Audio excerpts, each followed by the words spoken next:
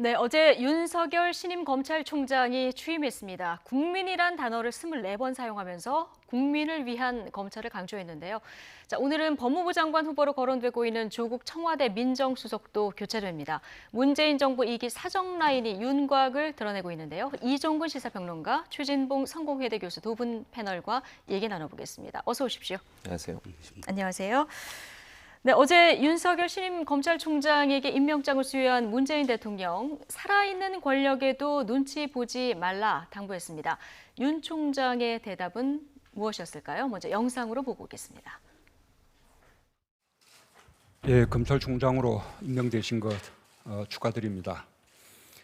아주 중요한 시기에 아주 중요한 직책을 맡으셨습니다.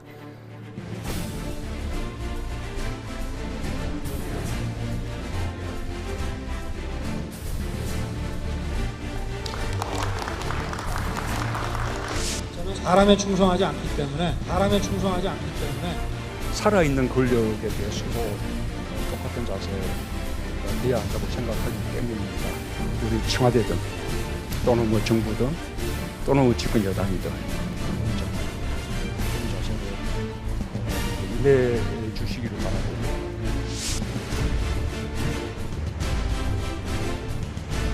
검찰권도 다른 모든 국가 권력과 마찬가지로 국민에게서 나오는 권력인 만큼 국민들을 잘 받들고 국민의 입장에서 어떻게 우리가 고쳐나가고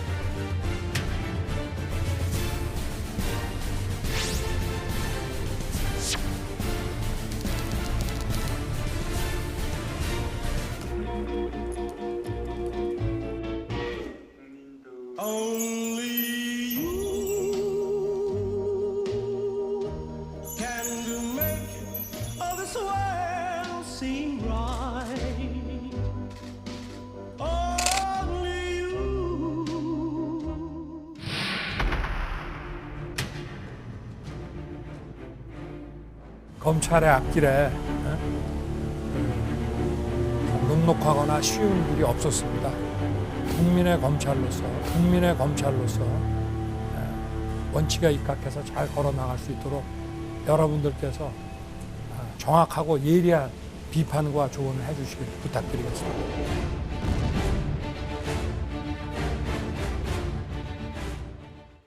네, 어제 임명장 받은 다음에 이제 취임식도 있었는데요. 국민을 어제 24번 강조를 했다고 합니다. 그렇습니다. 전체적인 키워드를 보면 국민, 그리고 뭐 공정 경쟁 이렇게 두 키워드를 가지죠. 잡으면 될 것 맞습니다. 같아요. 국민이라고 하면 뭐 대통령도 어제 얘기하셨잖아요. 네. 이제는 권력, 살아있는 권력에도 문제가 있다고 하면 그걸 밝혀내고 또 수사도 하고 이래야 된다고 얘기를 했고, 본인도 이제 계속 국민이란 말을 24번이나 취임사도 얘기했고, 본인이 또 현충원 가서도 국민이란 말을 쓰고 이런 걸 보면 이제 원래 본인이 갖고 있던 이미지 자체가 그렇잖아요. 적폐청산 과정을 통해서 보면 원칙에 의해 수사한다. 사람 보고 수사하지 않는다. 이런 얘기를 했어요. 그 당시에도 살아있는 권력에 대해서 그렇게 얘기했으니까 지금의 살아있는 권력에 대해서 저는 그래야 한다고 봅니다. 윤석열 총장이 이제는 정말 사람 보지 않고 권력 보지 않고 오직 원칙 국민만 보고 나가는 그런 자세로 일하겠다고 하는 의지를 다진 거라고 보여지고요. 그다음에 이제 공정한 경쟁 문제는 이 윤석열 총장이 했던 사건 중에 경제 관련된 사건들이 많아요. 현대차 비리, 삼성 비자금 사건, 그리고 중앙지검장 되고 나서 했던 첫 번째 수사 중에 하나가 뭐냐면요, 미스터 피자 가맹점 갑질 사건이 있었잖아요. 그것도 윤석열 지검장, 당시 지검장이 그 사건을 또 했거든요. 그런 걸 보면 이 원칙, 그다음에 갑질 행위 이런 부분들에 대해서 상당히 관심을 갖고서 수사를 많이 했던 사람이고, 또 본인의 아버님이 한국경제학회장을 지내신 분이에요. 연세대 명예교수이신데 그래서 아마 이제 시카고 학파라고 보통 얘기하는데 비판적인 경제학을 공부하는 분들의 책들도 많이 읽었고 이래서 본인의 아버지의 영향도 받았고, 또 본인이 수사한 걸 보면 경제 분야의 수사도 많이 한 걸 보면 공정한 경쟁이라고 하는 게 시장의 규칙이나 원칙을 지키고 갑질 행위에 대해서는 어떤 형태로든 잘못된 게 있다면 바로 잡겠다. 이런 의지를 강조한 게 아닌가 이렇게 볼 수 있을 것 같습니다. 그래서 갑질 근절을 콕 집어서 얘기를 했는데 문재인 대통령이 어제 살아있는 권력에 대해서도 잣대를 똑같이 대달라. 법을 엄격히 집행해달라 이 얘기를 하지 않았습니까? 어떻게 보면 이게 검찰 개혁의 핵심이기도 할 텐데, 근데 이거는 이제 검찰의 의지도 있어야 하고 집권 세력에서도 이 부분에 있어서 그 흔들지 말아야 이게 가능한 거 아니겠습니까? 네, 그렇습니다. 사실 윤석열 검찰총장이 국민으로부터 지지를 받는 이유 중에 하나가 김대중 정부 시절에는 당시에 경찰 실세라는 사람을 직접 수사를 해서 소환해서 구속을 시켰고요. 또 노무현 대통령 시절에는 안희정, 네. 그러니까 완전히 노무현 대통령을 만든 안희정 씨를 당시에 이 저축은행 사건으로 구속시켰고, 이렇게 살아있는 권력에 직접적으로 메스를 댔기 때문에 당시에 사실 또 그 국민들의 지지를 받았거든요. 지금 이 청문회 때 국민들이 일부 의혹의 시선을 보낸 게 워낙에 그 파격적인 어떤 인사를 거듭했기 때문에 혹시나 살아있는 권력에 대해서는 또 다시 그런 어떤 이 메스를 대지 못하지 않을까, 예. 그 충성을 다하지 않을까, 또 정권에 충성하지 않을까, 일부 그런 의혹이 있지 않았습니까? 거기에 대해서 사실 대통령이 선을 그어주는 것, 도리어 먼저 이렇게 임명을 할 때 살아있는 권력 누구겠습니까? 그러니까 바로 문재인 정부에 대해서 스스로 얘기하는, 우리가 만약에 문제가 있을 때는 메스를 대라라는 그런 말로 사실상 어떤 뭐랄까 윤석열 검찰총장의 룸을 좀 키워준다라는 그런 의미가 있겠죠. 예. 자, 그동안 서울중앙지검장으로 적폐청산 기관차 역할을 했었는데 오늘 아마 오후쯤에 검찰 고위직 인사가 있을 것 같아요. 그렇습니다. 지금까지는 서울중앙지검장의 이제 소윤이라 불리는 윤대진 검사가 네. 좀 유력한 것으로 알려졌는데 청문회 이후에 좀 하마평에 다른 사람들이 오르내리는 것 같습니다. 그렇습니다. 아무래도 이제 여러 가지 코드 인사나 이런 문제 때문에 논란이 될 수 있잖아요. 그래서 그런 부담감이 있어서 아마 윤대진 검찰국장은 제가 볼 때는 이번에 서울중앙지검장에는 배치가 되지 않을 것 같고요. 지금 가장 그 유력하게 떠오르고 있는 분이 동기생이에요. 그러니까 본인과 그 사법고시는 동기인데 서울대 1년 후배인 배성범 광주지검장 현재 23기인데 이분이 가장 유력하게 지금 물망에 오르고 있는 상황이고요. 그리고 이 자리뿐만 아니라 주요 자리들을 아마 윤석열 검찰총장 그 같은 기수에서 사법연수원을 수료했던 분들이 아마 주요 직책을 맡지 않을까 하는 생각이 듭니다. 왜냐하면 이제 너무 기수가 많이 차이가 나잖아요. 지금 5기수를 건너뛰어서 검찰총장이 임명되다 보니까 이제 많은 분들이 나가고 이러다 보니 이제 본인의 동기생들은 가능한 한 남아서 자리를 지켜주길 바라는 것 같고 그것이 검찰 조직에도 도움이 된다고 저는 봐요. 어떻게 보면 집단지도 체제처럼. 그렇죠. 그런 부분이 돼야 검찰에서 너무 많은 분들이 나가게 되면 이제 내부적으로 좀 불만이 있을 수도 있고 또 근데 다행인 것은 이제 뭐 윤 총장 같은 경우는 아시는 것처럼 오랫동안 이제 공부해서 검찰 사법고시를 통과를 했기 때문에 나이는 차이가 많아요. 그래서 후배긴 한데 그래서 아마 동기생들이 많이 배치가 되는 것 같고 지금 뭐 눈여겨볼 수 있게 한동훈 3차장 같은 경우 같이 손발을 많이 맞췄던 분이잖아요. 아마 이제 검사장 진급을 통해서 아마 부장급으로 가지 않을까 하는 그런 27기인데. 예상. 그렇죠. 그런 예상이 좀 나오고 있어서 그러니까 중요한 직책은 아마 이제 본인과 수족의 손이 잘 맞는 분들 그런 분들을 안치겠지만 본인의 동기생들을 전면에 배치를 시켜서 검찰 조직의 안정화도 함께 꾀하는 그런 전략을 펴지 않을까 하는 생각이 듭니다. 네, 뭐 아마 오후쯤이면은 윤곽을 드러낼 것 같고요. 자, 그런데 윤석열 총장보다 더 화제가 된 인물이 있습니다. 윤석열 총장이 어제 검색어 2위면 1위, 4위면 3위에 올라간 분이 있었는데 바로 이 윤 신임 총장의 부인 김건희 씨입니다.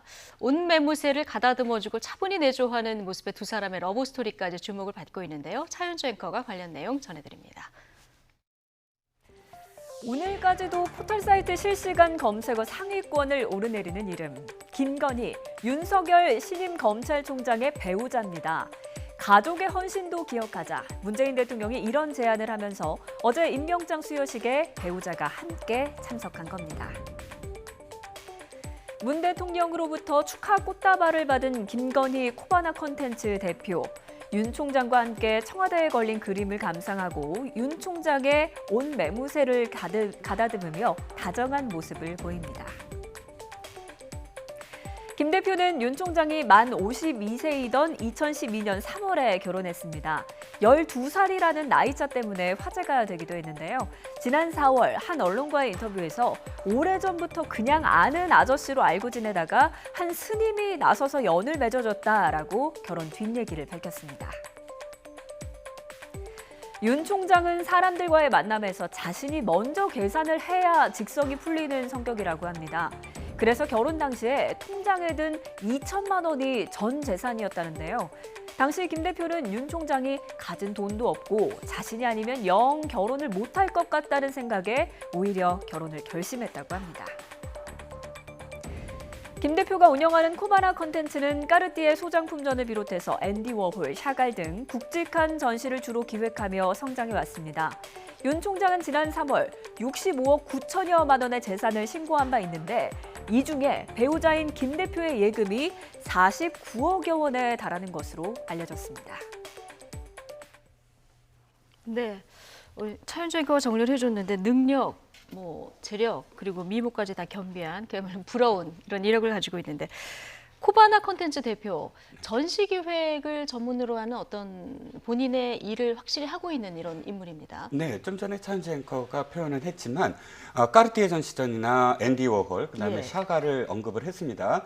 근데 사실 그 문화에 조금이라도 관심이 있으신 분들은 이게 얼마나 어마어마한 전시인지를 아실 거예요. 대형 전시죠. 그러니까 블록버스터급 전시. 그렇죠. 예. 한 해에 한 번 정도 블록버스터가 들어옵니다, 우리나라에. 그게 이제 여름 방학을 주로 해서 이 방학을 맞아서 또 학생들에게 얼마큼 유익한 어떤 전시가 될 수 있을 것인가. 그만큼의 어떤 사실 흥행이 또 돼야 되고 그럴 때 한 번씩 아주 대형 전시가 열리는데 그 매해 2007년도에 설립이 됐는데 제 기억으로는 매해 가장 그 해에 화제가 되는 그런 전시를 따냈다는 거예요. 그만큼 주로 이제 주요 언론사들과 1년에 한 번씩 하는 전시들인 대부분인데. 그러니까 제가 예전에 문화부 전시 취재를 할 때 보면은 네네.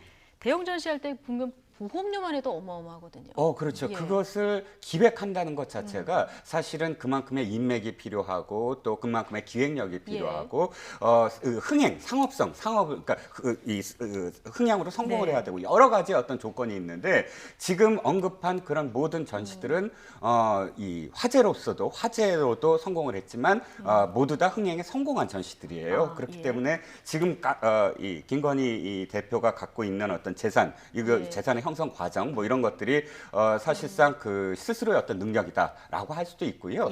김건희 대표의 SNS를 보면 우리나라에 정말 내로라 하는 그런 문화예술계 인사들과 찍은 사진이 대부분이에요. 건축가 손여상 씨, 또 뭐 사진가 배병우 씨 이렇게 인맥도 일단 탄탄하고. 그러니까 이 말씀 왜 드리냐면 굳이 윤석열 그 대표와의 윤석열 지금 총장과의 어떤 죄송합니다. 윤석열 총장과의 인연 때문에 뭐 성공을 했다든지 이런 어떤 일부 의혹이 있지만 이전에 이미 사실상 문화계에서는 굉장히 알려진 그런 그 사람이다라고 할 수가 있습니다. 그리고 알게 된 그 인연을 맺은 건 굉장히 오래된 것 같아요. 나이는 띠동갑이고 지금 아저씨 이렇게 부르다가 한 스님이 나중에 인연을 맺어줘서 결혼을 했다.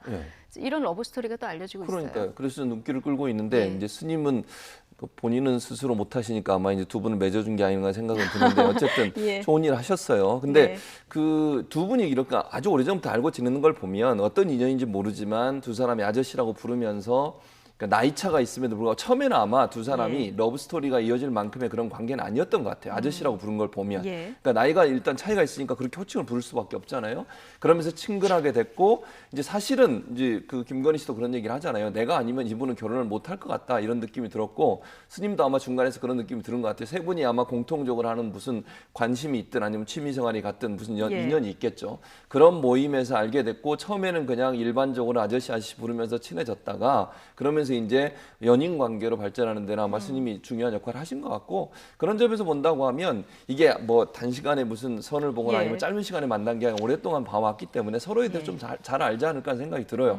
그랬기 때문에 나이가 차이가 많이 남에도 불구하고 결혼이라고 하는 것까지 결정하게 됐을 걸로 보이기 때문에 오랜 기간 사귀어서 서로가 서로에 대해서 잘 알고 있는 사이에서 아마 사랑의 관계로 발전한 게 아닌가 이렇게 보여지고 지금 이 실장님 말씀하신 것처럼 김건희 씨가 갖고 있는 개인적인 능력 자체도 사실은 본인의 능력이 너무 가려지는 부분이 있어서 좀 안타까운 부분이 있어요. 이제 이번 논란이 되면서 근데 그런 부분은 정말 이분이 그 열심히 일해서 본인의 커리어를 키워온 부분에서 인정할 부분이 필요하다 이런 생각이 듭니다. 어쨌든 윤석열 검찰총장도 국민적 관심이 대단한 분인데 이분보다 더 지금 관심을 받는 이런 상황이 됐습니다. 자, 윤석열 신임 검찰총장과 앞으로 호흡을 맞추게 될지도 모르겠는데요. 오늘 오후에는 이제 청와대 참모진 교체가 있습니다. 민정수석 교체가 있을 예정인데요. 조국 수석은 지금 이제 법무부 장관으로 갈 것이 거의 확실시 되는 상황이긴 한데요. 지금 개각 발표는 다음 달 초쯤 시차가 좀 있습니다. 당장 야당의 비판을 조금 피하게 되는 이런 상황이 되는 건가요? 근데 이제 일단 조국 수석의 법무부 장관 행은 사실 유례가 좀 없는 그런 좀 확실시되는 상황인 것으로 보입니다. 두 가지 이유인데 하나는 여권 관계자 발로 예. 갑작스럽게 개각 기사가 전 언론에 동시에 나온 적이 있어요. 여권 관계자의 전언이 뭐냐면 조국 수석의 법무부 장관 기용을 위한 내부 검증에 들어갔다 이런 기사거든요. 그 기사에 두 가지 어떤 그런 이 추측이 드는데 하나는 조국 수석의 법무부 장관 기용을 반대하는 측이나 아니면 미리 원래 하마평이 돌게 해서 그런 어떤 검증 과정을 미리 이렇게 거치는 과정, 그러니까 언론의 어떤 동향을 알아보는 과정으로 흘릴 수 있는 과정, 이렇게 두 가지가 있는데 전체적으로 그 언론의 기사의 흐름이라든지 그 이후에 청와대의 반응을 보면 네. 후자였던 것 같아요. 왜냐하면 조국 수석한테 기자들이 확인을 할 때 조국 수석이 아니 내각에 어울리지 않느냐라고 좀 부드럽게 받아쳤거든요. 예. 그걸 보면 사실상 이 정부가 이 청와대가 조국 수석의 법무장관 기용을 거의 확실시하고 있는 게 아니냐 하는 것이고 또 조국 수석도 사실은 그 텔레그램이라는 메신저를 통해서 자신의 어떤 의혹들에 대해서 일부 더불어민주당 의원들에게 또 보낸 해명을 보낸 것을 보면 시차가 좀 있을 뿐인데 그 시차는 아마도 개각, 그러니까 그 다른 어떤 장관들과 맞물려서 개각이 조금 늦어졌을 뿐이지 발표도 안 났는데 보낸 거예요. 네. 네네. 그래서 어찌됐든 이런 문제들, 이 텔레그램에 의혹들이 있지 않으면 논문표적 의혹이라든지 사실상 자신의 의지가 없다면 이것을 보낼 이유가 없었을 테고요. 이런 모든 것을 보면 본인도 경쟁자 받아들이고 있다. 없는 하마평, 이게 굉장히 독특한 어떤 케이스인 것 같습니다. 어쨌든 지금 조국 수석의 법무장관 행은 기정사실화되는 이런 분위기고요. 한국당에서는 벌써부터 청문회 준비에 돌입했다고 합니다. 뭐 그렇게 얘기가 들려지고 있네요. 예. 주로 이제 타겟으로 삼는 게 인사검증 실패 문제, 이 문제를 집중적으로 따지려고 하고 있고, 그다음에 이제 뭐 친일 여론전 주도라는 얘기가 나오고 있는데 아마 이제 이번 한일 그 갈등 상황에서 좀 강하게 대처하자 이런 발언들을 한 것에 대한 문제 제기를 하는 것 같은데 이제 문제는 이 두 가지 가지고 과연 인사청문회에서 국민들의 동의를 얻어내서 조국 수석이 정말 그 자리가 부적합하다고 얘기할 정도의 어떤 여론을 만들어낼지는 모르겠어요. 그러니까 다른 어떤 그 개인적인 어떤 비리 문제란 이런 문제가 좀 나오지 않는다고 하면 이런 문제는 이제 정치적으로 공방이 일어날 수 있기 때문에 제가 볼 때는 크게 뭐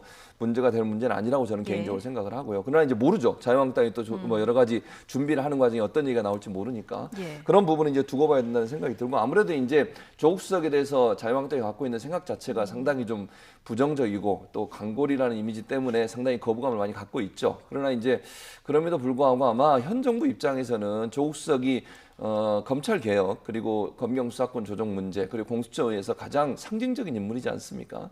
그래서 그걸 완수하기 위해서는 불가피하게 조국 수석이 법무장에 가야 된다고 하는 그런 원칙이 세워진 것 같고 그런 점에서 본다고 아마 지금 말씀하신 것처럼 뭐 조국 수석이 법무장관으로 지명되는 것은 거의 기정사실화되는 게 아닌가 이렇게 볼 수 있을 것 같습니다. 예, 뭐 무엇보다 대통령 의지가 굉장히 강한 그렇죠. 상황이고요. 네, 민정수석 후임으로는 김조원 항공우주산업 지금 사장 이렇게 지금 거의 내정이 되는 것으로 발표만 남은 것으로 전해지고 있는데 이렇게 되면은 윤석열, 조국, 김조원 이렇게 사정 라인이 이제 완성이 되는 거고요.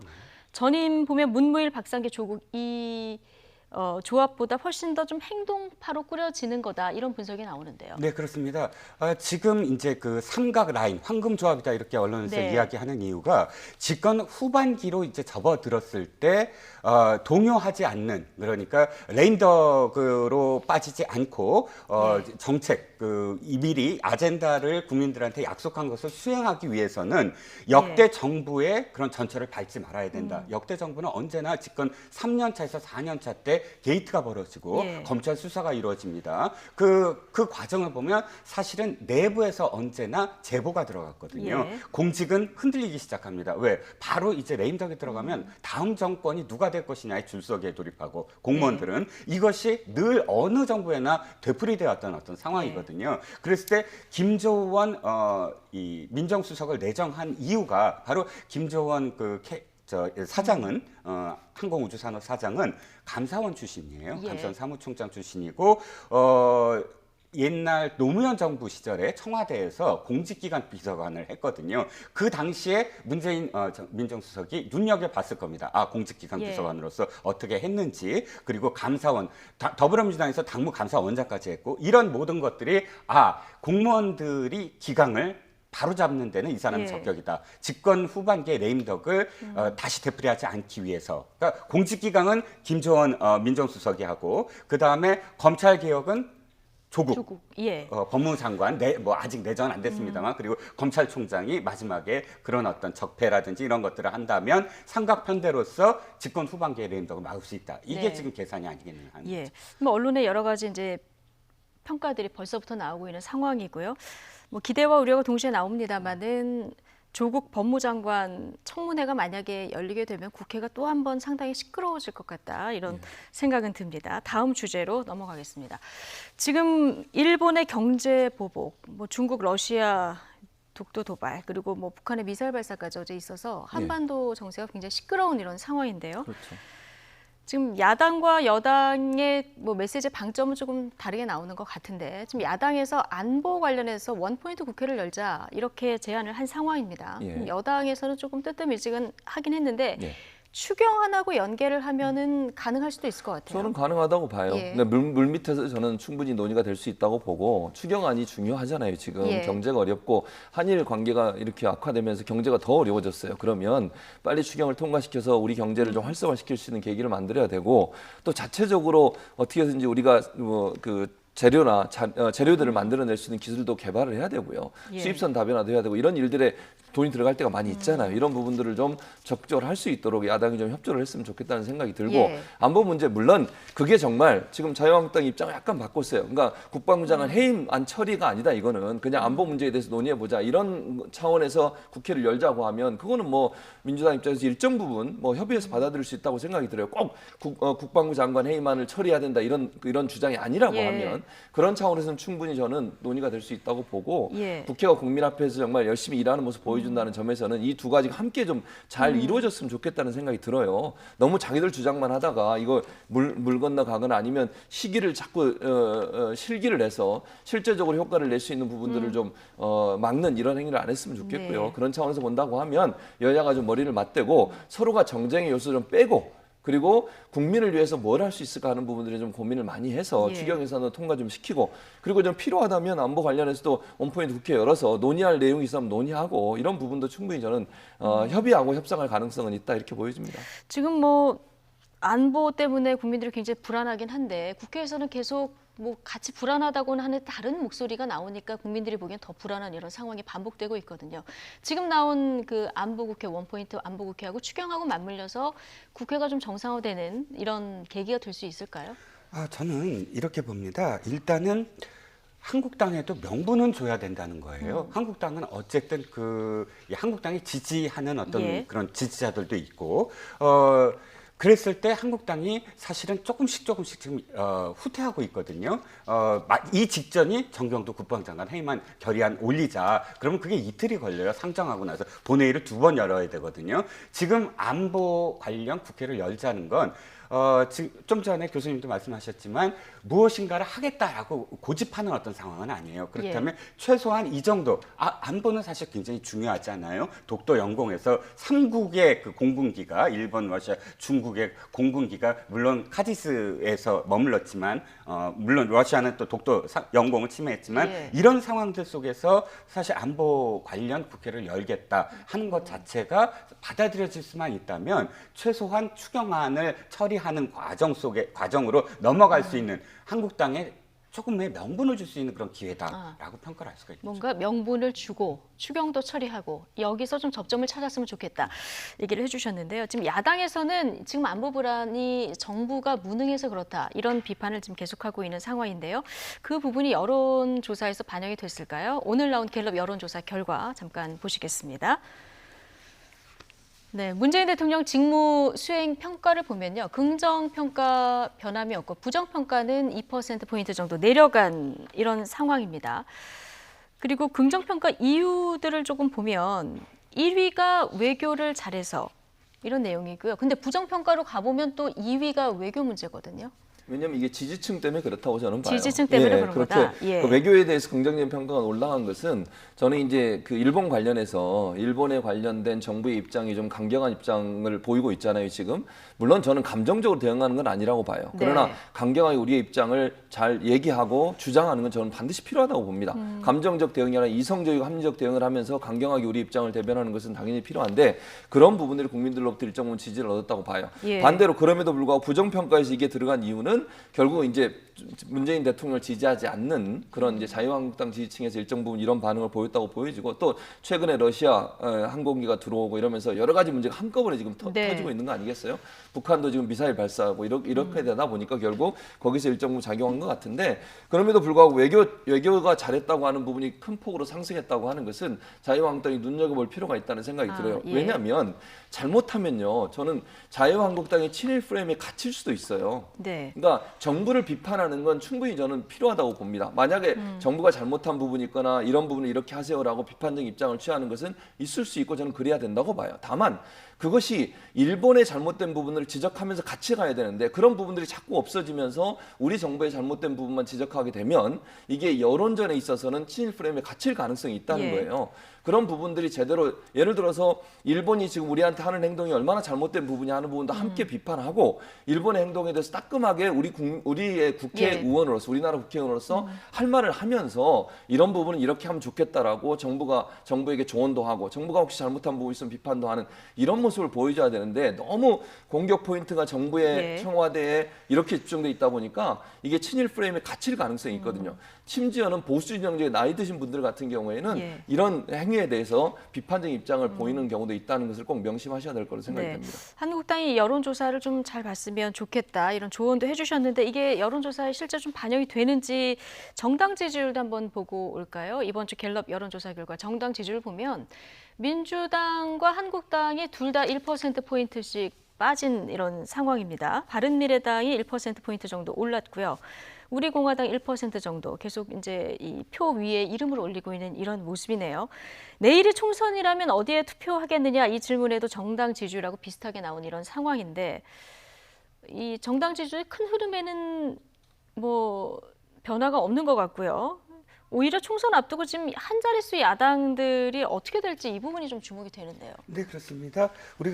저희가 한 3주차 계속 지켜보는 게 민주평화당이 줄어들고 있고 우리공화당이 1%포인트에서 조금씩 이제 오르고 있다가 네. 지금 또 정체돼 있네요. 이런 상황들을 지켜보면서 사실상 우리가 이 정당 지지도를 보면서 뭐를 지금 봐야 되냐면 어느 당이 먼저 총선과 관련된 개혁을 내놓느냐 또는 임무를 또 예. 수여를 하느냐 이런 것들에 따라서 출렁거릴 거다라는 말씀을 드렸는데 왜냐하면 이제는 거의 다 정당을 바라보는 게 앞으로 총선 때 어떻게 할 거냐라는 기대 심리가 이제 깔려 있거든요. 그랬을 때 정체돼 있다는 건 아직도 어느 정당이건 특히 이제 한국당이 문제인데 한국당이 6월 말까지 공천 룰을 정하기로 했어요. 그런데 아직도 이제 공천 룰과 관련해서 발표가 없고 이런 상황이 7, 8월 달에는 아마도 휴지기, 그러니까 국회의 어떤 그 전통적인 휴지기로 돌아가고 정기국회 돌입했을 때부터는 사실상 정체돼 있던 이 지지율은 아주 출렁출렁거릴 겁니다. 그때부터는 본격적으로 총선과 예. 관련해서 예비 후보들도 뛰어들어야 되고요. 상황들이 굉장히 급박해지거든요. 지금까지 아마도 그래서 제가 생각하기엔 정당 지지율은 한 7, 8월까지는 거의 이 상태로 계속 정체 상태를 보일 거다라고 보여집니다. 예, 알겠습니다. 자, 어제 국회에서 이슈가 된 기자회견이 하나 있었는데요. 국토위원장직 사퇴를 거부하다가 당원권 6개월 정지 징계를 받은 한국당 박순자 의원 어제 울분을 쏟아내면서 40분간 기자회견을 했습니다. 주요 발언 듣고 오겠습니다. 나경원 원내대표의 처신은 원칙은 어디에도 없습니다. 찾을 수가 없습니다. 그야말로 나경원 원내대표의 리더십은 가식적인 리더십이기 때문에 정말 실망을 금하지 않을 수가 없습니다. 해당 행위에 징계를 받아야 될 사람은 저 박순자가 아니라 나경원 원내대표입니다. 예, 어제 40분 정도 기자회견을 하는 바람에 네. 뒤에 순서로 잡혀있던 정의당, 민주당, 그렇죠. 브리핑 기자회견 다 이렇게 좀 발만 동동 구르는 이런 상황이 벌어졌다고 합니다.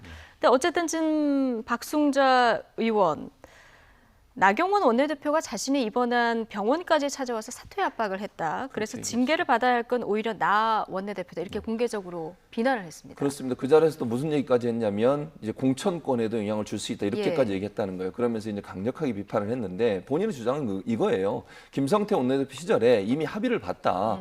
자기는 2년을 계속 하는 걸로. 그러니까 예. 보통은 3선 이상 의원들이 1년 1년씩 나눠서 하는 게 관례로 자유한국당이 해왔었어요. 근데 이제 몇 개 자기 이제 박순자 의원 의견입니다. 이거는 말입니다. 국토위, 법사위, 한노위 3개는 이거는 3선 의원이 아니라 그때 경선을 해서 당선된 사람이 2년을 계속 하기로 했다. 예. 그래서 본인도 국토위에서 경선에서 당선돼서 물론 경선 안 했어요. 왜냐하면 경선하려고 했던 분들이 다 포기하고 나가시는 바람에 경선 안 하고 결국은 국토위원장이 됐지만 자기는 2년 하기로 이미 약속을 받았다. 그리고 나경원 원내대표가 지난번 원내대표 나왔을 때 그때도 자기가 지지해달라고 하길래 그거 분명히 해라라고 확인까지 받았다라고 얘기를 하고 있어요. 예. 지금.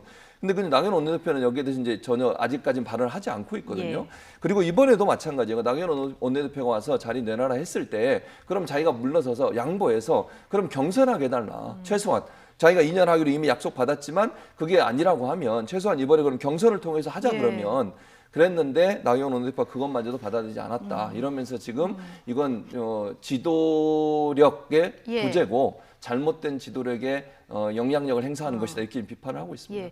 근데 이제 저희가 보기에도 기준이 약간 헷갈리는 게 지난번 황영철 그 의원 예결위원장 건 관련해서는 또 기준이 다 거꾸로 적용되지 않았습니까? 네, 그렇습니다. 이제 김재원 예결위원장을 이제 되면서 후보가 예. 되면서 사실상 경선이어야 된다. 왜냐하면 당시에 황영철 후보도 역시 황영철 의원도 똑같은 케이스로 약속을 받은 상황이었거든요. 그런데 지금 나경원 원내대표는 경선이 원칙 아니냐, 네. 경선을 해라라고 해서 경선을 하는 과정 속에서 황 의원이 이제 이 포기를 했는데 문제는 이번에도 마찬가지입니다. 이번에도 박순자 국토위원장이 경선 그렇다면 약속이 지켜지지 않는다면 경선하겠다. 경선이 만약 원칙이라면 경선을 하는 것이 지난번에 어떤 지난번에 원칙이었으니까. 입장과 예. 똑같아야 되는데 종용을 했다. 박 의원 주장에 따르면 예. 종용을 한 게 아니냐. 결과적으로는 사실 근데 이 모든 것들은 원내대표의 사실 그 권한이에요. 어떤 의미에서는 물론 당규도 있지만 원내대표의 최고 권한이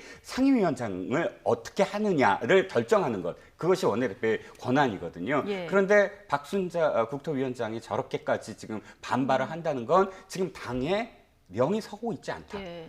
라는 거예요. 그러니까 뭐 윤리위해서 6개월 정직까지도 두렵지 않다는 거거든요. 그거는 당 대표의 어떤 권위, 원내 대표의 권위도 중요하지 않다. 중요한 건 나의 지금의 아니다. 그러니까 지금 한국당이 비판을 받는 대목은 한 가지예요. 기득권을 내려놔야 되거든요. 예. 근데 옳건 그르건 그게 중요한 게 아니라 중진 의원이 자신의 어떤 기득권을 내려놓지 않겠다라는 모습으로 비춰지니까 한국당에 있어서는 이미지가 추락할 수밖에 없는 거죠. 기득권을 내려놓는 이 부분의 문제점이 좀 한국당에 있다. 자, 마지막 이 얘기까지 해주셨는데 징계 6개월이면 이제 다음 총선에서 배제된다는 의미랑 좀 다름이 없는데 뭐 탈당도 감수할까 했는데 그건 아니고 이제 재심 신청한다고 하니까 이 부분을 좀 지켜보도록 하겠습니다. 이종근 시사평론가, 최진봉 성공회대 교수 두 분과 함께했습니다. 고맙습니다.